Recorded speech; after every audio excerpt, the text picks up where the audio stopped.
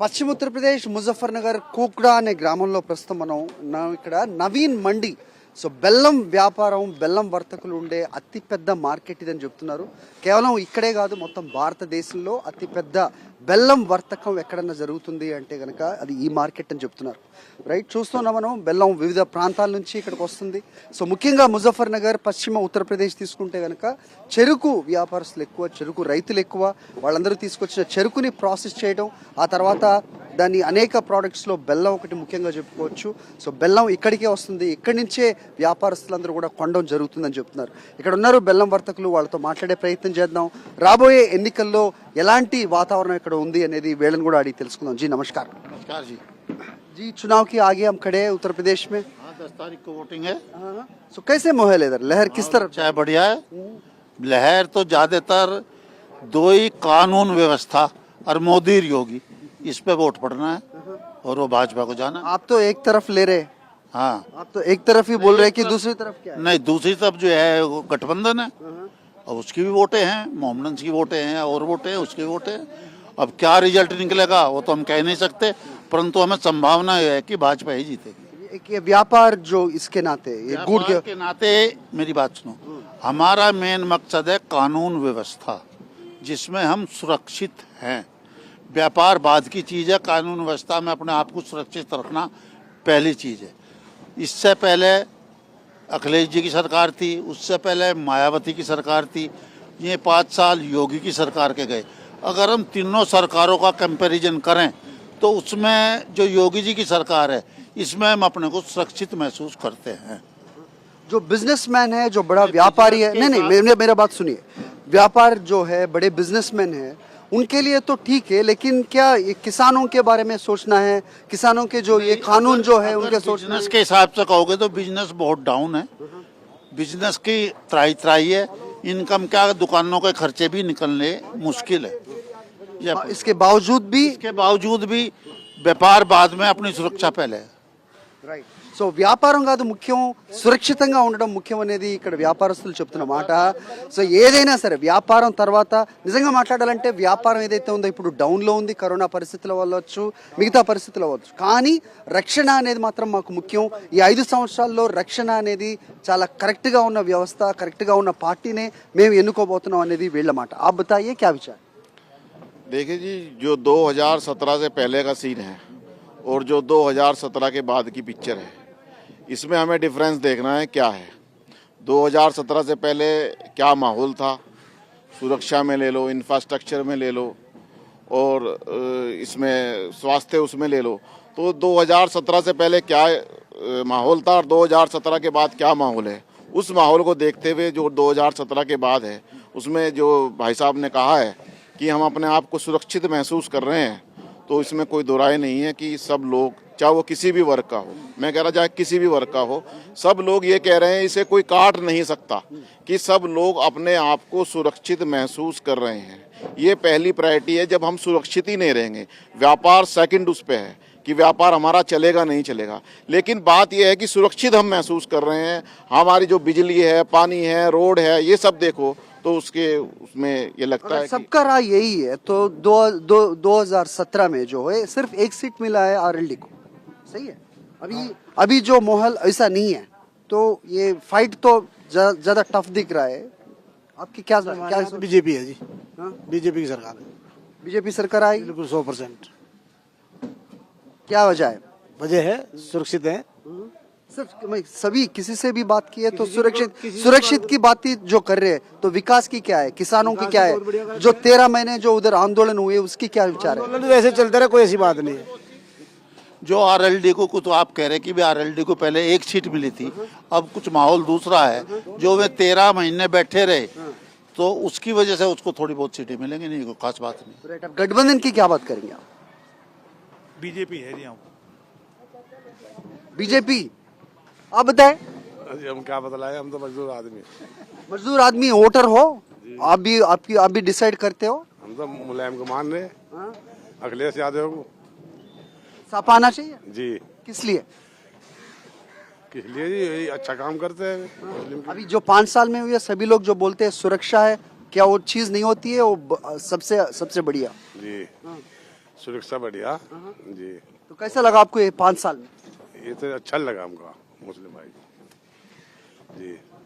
ठीक है जी, मेरे बाबू इतना ज्यादा बोलना రైట్. సో మతాలు అనేది ప్రాతిపదిక ఖచ్చితంగా ఉంటుంది ఎక్కడైనా. అది ఇక్కడ ముజఫర్ నగర్లో మాత్రం కనిపిస్తూ ఉంటుంది. కానీ ఇక్కడ అనే వర్గాలకి అతీతంగా, ఏ పార్టీలకు అతీతంగా ప్రతి ఒక్కళ్ళు చెబుతున్న మాట అయితే రక్ష ఏదైతే ఉందో, సెక్యూరిటీ, అది మాత్రం ప్రథమ స్థానంలో ఉంది ఈ 5 సంవత్సరాల్లో అనేది చెబుతూ ఉన్నారు.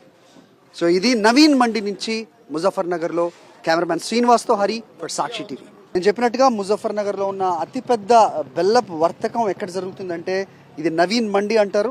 సో దేశంలో చాలా రాష్ట్రాల నుంచి, ముఖ్యంగా నార్థన్ పార్ట్లో ఇక్కడికే వచ్చి చెరుకు ప్రాసెస్ అయిన తర్వాత బెల్లం ఇక్కడికి తీసుకొచ్చి అమ్ముతూ ఉంటారు. సో ఇక్కడ చాలా మంది ఉన్నారు, మాట్లాడదాం. సో ఎలక్షన్స్ మూడ్ ఏ విధంగా ఉందో. జీ నమస్कार. नमस्कार जी। जी चुनाव के आगे खड़े हुए तो पश्चिम उत्तर प्रदेश में दरअसल अभी ये मुजफ्फरनगर में 6 विधानसभा क्षेत्र है, राइट? कैसे माहौल है? यहाँ बीजेपी का माहौल है। क्यों? क्यों? जो काम करा के उन्होंने उसकी इसलिए वो है। अब रात को भी चले जहाँ निकल गए, बहन बेटियां भी चली जहाँ, कैश पे ऐसे नहीं उठता, बस ये बात हो रही। इसलिए जो है चाहना है। जो ये व्यापार जो है इनको क्या मिले थे 5 साल में? 5 साल में व्यापार में तो कुछ मिला नहीं। व्यापार में तो तो इसका कोई चिंता नहीं है आप? चिंता है, सारे काम कर रहे हैं, कह रहे हैं उनसे आने वाले टाइम में करेंगे, कह रहे हैं। कह रहे हैं सापा आए तो कोई भी मतलब नहीं होगा, कोई भी सुविधा नहीं चलेगी? तो साफ हो जाएगी। सपा तो साफ है, साइकिल पंचर है, बस वो इससे हिसाब किताब से चल रहा। गठबंधन लेके जो आ रहा है उसका कोई काम? कुछ नहीं बस उसका कुछ नहीं है। जी आप बताएं. सही कह रहे हैं पंडित जी, जो कह रहे हैं सही कह रहे हैं। यहाँ जो है बीजेपी का जोर है, क्योंकि धी बेटी बहन बेटी जैसे मोहल्ले में कहीं भी रात देर सवेर खेत उत में भी चले जाते हैं। अब पहले कोई खेत में भी नहीं जाता था, सबको डर लगता था। पानी मतलब देने जाते थे खेत में तो उन्हें डर लगता था। तो कोई भी किसी पे पूछो एक ही बात बोलते हैं, सुरक्षा. क्या ये इसी को लेके वो पावर में आ जाएगा? और भी बहुत तरह की काम और भी है, मतलब जैसे अपने व्यापार के बारे में भी है और भी है, लेकिन सबसे ज्यादा मैन जो है गुंडा राज यहाँ ज्यादा था, तो उससे निजात है। अब सब सुरक्षित है, व्यापारी भी और किसान भी। ये बेचारे किसान पैसे लेके जाते थे, यहाँ से थोड़ी दूर जाते थे, वहीं साइड में लूट लेते थे इन्हें, ऐसा चलता था। क्या मुश्किलों जो उठाई 13 महीने ये किसानों ने उधर बॉर्डर पे खड़े होके देखो जी, रात दिन रात, वो तो देखो जी उनकी अपनी समस्या है, उसके बारे में हम नहीं कुछ कह सकते। हाँ वो तो उसका असर कोई नहीं रहेगा अभी? नहीं, ऐसा कुछ नहीं पड़ेगा, क्योंकि सभी की तरफा है। कुछ आदमी उधर भी जाएंगे, कुछ इधर भी जाएंगे। जो जाट देवता है, जो हमारे किसान नेता है, वो उधर भी जाएंगे और इधर भी जाएंगे। आप ये बताइए, जाटों में ये बहुत लोग इससे पहले जो कि आरएलडी को सपोर्ट करते थे, उधर ही रहते थे. अभी क्या अमित शाह जी ने आए उसके बाद मोहल्ले में थोड़ा चेंज हो रही है? आपके क्या ये नहीं मानते कि जाट लोग अभी बीजेपी को भी वोट देंगे, नहीं तो कंप्लीट आरएलडी के पास है? नहीं जी, ये सब मिला जुला रहेगा, आप बेफिक्र रहिए, देख लेना आप 10 मार्च में। जी आप बताइए, जो व्यापारों का ठीक है, लेकिन एक आम आदमी के होने के नाते, नहीं आप बताइए, आम आदमी के होने के नाते कौन आना चाहिए? बीजेपी। बीजेपी. जी आप बताएं. बीजेपी। सर जी आप बताएं, क्या विचार है आने वाले चुनाव में कौन आना चाहिए, कौन आएंगे इधर, कैसे है लहर? आने वाले चुनाव में भैया यहाँ तो योगी जी आवेंगे। वजह क्या हो सकती है? वजह तो यह है कि भयमुक्त समाज है, आपका सारा शासन बढ़िया चल रहा है, और आप सड़कें देख लो, सब चीज़ें देख लो यार, विकास तो दिख ही रहा है। पहले भी आप आते होंगे दिल्ली से यहाँ तक, कितने घंटे लगते थे, अब कितने घंटे लगते हैं ये देख लो। क्राइम खत्म है, क्राइम खत्म हो जी, बिल्कुल है, बिल्कुल सड़कें पर विकास इतना करवा बहुत बड़े विकास सिर्फ रोडों के ऊपर ही है? नहीं, हाईवे बनवाए तो थोड़े हाईवे बनाए। बिजली है, आप ये समझो बहन बेटियां रात में भी घूम रही है, पहले कहाँ घूम रही थी? लेकिन बिजली जो है इससे पहले कभी भी नहीं थे, इतने महंगा हो गया है बिजली.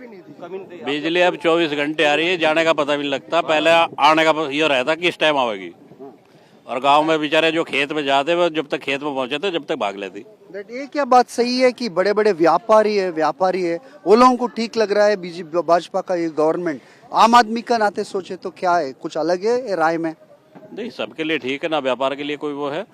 हमारे मंडी वालों के लिए चुनाव वाले दिक्कत करे, मंडी अधिग्रहण कर ले, यहाँ का व्यापार बाधित करे। अभी 13 महीने जो किसानों ने उधर बॉर्डर में जो आंदोलन की हुई है, दिन रात उधर बैठे हुए, उसका कोई इफेक्ट असर नहीं गिरेगी? यहाँ के तो कुछ किसान नेता समझ लो जो वहाँ बैठे थे, बाकी तो आपको पता है पंजाब वाले थे सब। तो यहाँ तो नाम इधर वालों का है, बाकी काम उनका था। आपकी क्या विचार है, बताइए आप। बीजेपी आनी चाहिए। बीजेपी आएगी, आप बताइए। आप बीजेपी आओगी। जी चाचा जी आप बताइए, क्या बताएं बोलो। कौन आना चाहिए इधर, कैसे है महल? रे 400 किसान मरा वहाँ का कुछ नहीं जिक्र, कितना ट्रैक्टर मरा वहाँ का कोई जिक्र नहीं। इसको देख रहे वह मुक्त तो है क्योंकि नहीं, वो 400 किसान मरे उसका कोई जिक्र नहीं।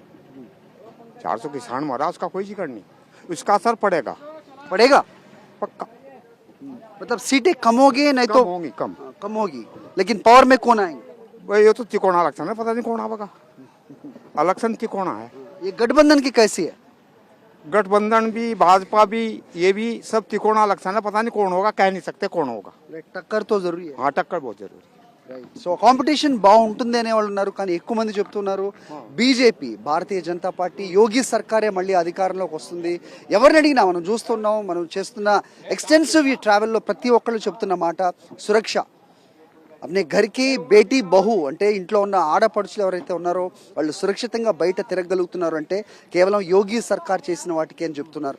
సో భారతీయ జనతా పార్టీ రావాలి అని కోరుకుంటున్నారు. కెమెరామ్యాన్ శ్రీనివాస్తో Hari for Sakshi TV from Naveen Mandi, Muzaffarnagar. Returning officer Paramanand గారు మనతో ఉన్నారు ప్రస్తుతం. ఇక్కడ మనం ముజఫర్ నగర్లో ఈవీఎం సెంటర్స్ ఎక్కడి నుంచి అయితే జిల్లాలకు వెళ్తాయి, నియోజకవర్గాలకు వెళ్తాయో ప్రస్తుతం అదే ప్రాంతంలో ప్రస్తుతం మనం ఉన్నాం. Paramanand sir, returning officer, will speak with him. Sir, good afternoon. Very good afternoon. Welcome to you all. There is a poll here on 10th of February. There are 370 booths here in Charthawal, and now here commissioning is being done. All BBPAT and BU and CU, they are being prepared for the poll on the 10th of this month.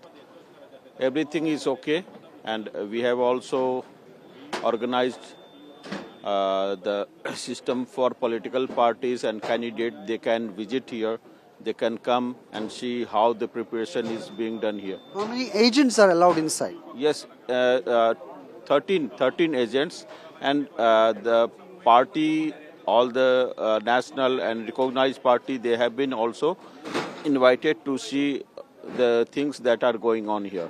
Yeah, we often see that EVM machines give trouble at the time of voting. So what kind of arrangements you have made? We have deputed 3 engineers from ECIL Hyderabad. They have come here and they are doing all the things, and we are not leaving anything that is unturned. If we recognize that any one machine is faulty, we keep it aside, and then we go forward again. Yeah, out of 350 centers, as you mentioned, 370 centers, what are the troublesome areas that were recognized?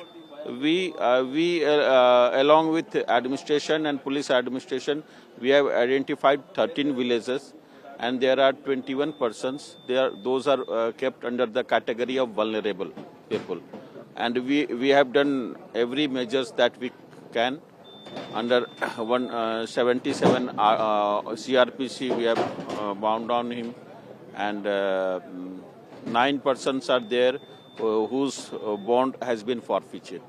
Okay. So I say, so sometimes that electronic machine, like I said, that EVM machines give trouble. How many you keep spare? Like whenever the problem arises, you send a new machine. We have kept almost 25% spare for the that we call it as reserve. Suppose on 10th of this month, that is on the poll day, someone reports that where the machine is faulty, EVM is faulty, we will report there within 5 minutes or 10 minutes, maximum 10 minutes, and the reserve from the reserve EVM we will supply there, and everything will go smoothly. What is your anticipation, sir, the voting percentage this time? I'm sure that voting percentage will cross 70%. People are too much. We have done a sweep program here. We have done the programs for the people to generate the curiosity, as well as to do all the things, all the measures. especially the new voters, the children, those who have attained 18 years on 1/1/2022. We have made three at Charthawal Assembly constituency. We have made 3,384 new voters. So we are sure that this time it will cross more than 70%. The percentage will be high this time. Yes. Okay. Election Commission. This will be like an election commission participation also more to increase the voting percentage whenever it comes to.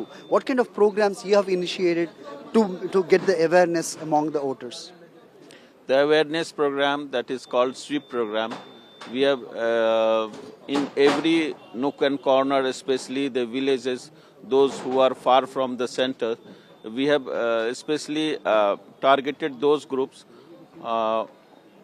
the minority, the children, the older people.